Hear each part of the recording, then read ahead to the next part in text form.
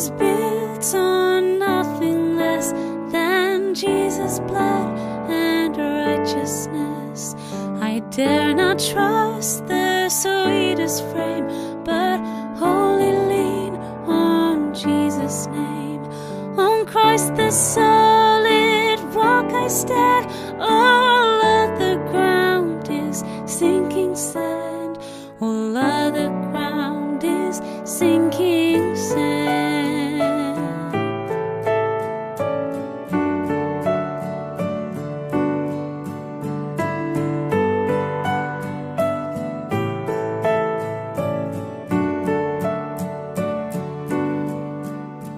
When darkness seems to hide his face, I rest on his unchanging grace. In every high and stormy gale, my anchor holds within the veil. On Christ the solid rock I stand, all other ground is sinking sand. All other ground is sinking sand.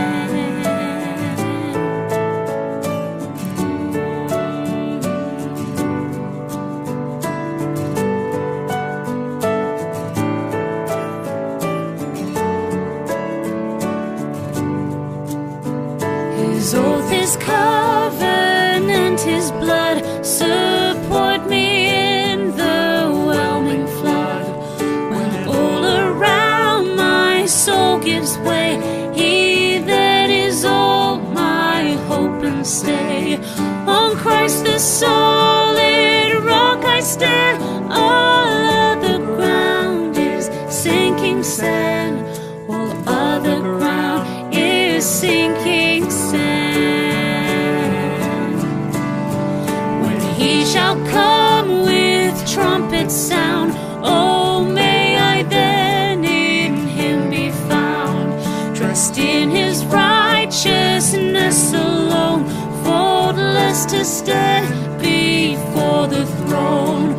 On Christ the solid rock I stand, all other ground is sinking sand. On Christ the solid rock I stand, all other ground is sinking sand. All other ground is sinking sand. On Christ I stand.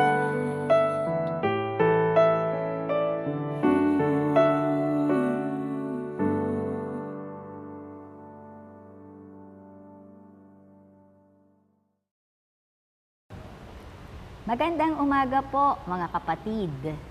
Ang ating pong tekstong gagamitin sa ating covenant ngayong umaga ay mula po sa unang aklat ni Samuel, Kabanata 17, mga talatang 4 hanggang 11. Ito pong sinasabi. Isang pangunahing mandirigma ang lumabas mula sa kampo ng mga Filisteo. Ang pangalan niya'y Goliath at siya'y mula sa lungsod ng Gath. Ang kanyang taas ay halos 3 metro. Hinamon niya ang mga Israelita na makipaglaban sa kanya. Tanso ang kanyang helmet, gayon din ang kanyang kasuotang pandigma na tumitimbang ng 57 kilo. Tanso rin ang nakabalot sa kanyang binti at hita, pati ang tabak na nakasakbat sa kanyang balikat. Ang hawakan ng sibat niya ay napakalaki at ang bakal naman na tulis nito ay tumitimbang ng 20 libra. Nasa unahan niya ang tagadala ng kanyang kalasag. Sumigaw si Goliath sa mga Israelita, "Bakit nakahanay kayong lahat dyan? Para lumaban?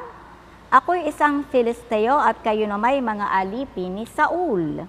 Pumili na lang kayo ng ilalaban sa akin. Kapag ako'y natalo, alipinin ninyo kaming lahat. Ngunit kapag siya naman ang natalo, kayo ang aalipinin namin. Hinahamon ko ngayon ang hukbo ng Israel. Pumili kayo ng ilalaban ninyo sa akin." Nang marinig ito ni Saul at ng mga Israelita, nang hina ang kanilang loob at sila'y natakot. Pagpalain ng Panginoon ang pagkabasa ng kanyang banal na salita.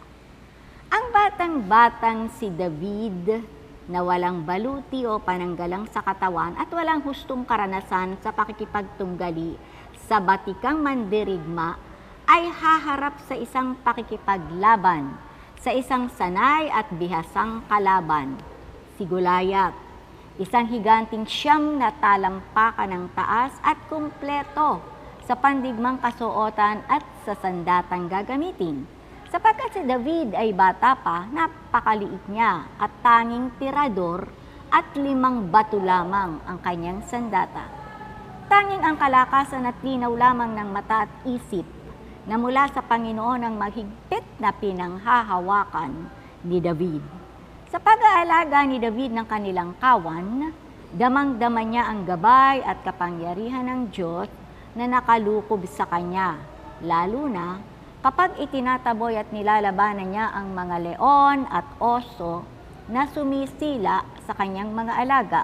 Malakas niyang tinatawag ang Panginoon at inilalagay niya ang kanyang sarili sa mga kamay nito. Ang mga karanasang nasabi ang nagpalakas ng kanyang loob upang labanan si Goliath. Alam na alam ni David ang pisikal niyang kahinaan. Subalit, ang malaking tiwala at pananalig sa kapangyarihan ng Diyos ang naging daan upang siya'y tumayo sa harapan ni Goliath at kamtin ang tagumpay sa nasabing paglalaban. Tayo mang mga mananampalataya, nahaharap din natin ang Goliath sa ating buhay kung panghahawakan natin ang katapatan, kalakasan at kapangyarihan ng Diyos. Alalahanin natin ang pagtulong, pagliligtas at pagmamalasakit ng Diyos na ginawa na niya para sa atin. Maraming panahon na ang nagdaan, ngunit ginagawa pa rin niya sa atin, sa ating pangkasalukuyang buhay. Si David ay laging nananalangin. Katukin din natin ang kinalalagyan ng Diyos at iparating natin sa Kanya ating mga karaingan at pagsusumamo upang mapawalan niya ang mga Goliath na nagpapahirap sa atin, maging sa ating kapatiran.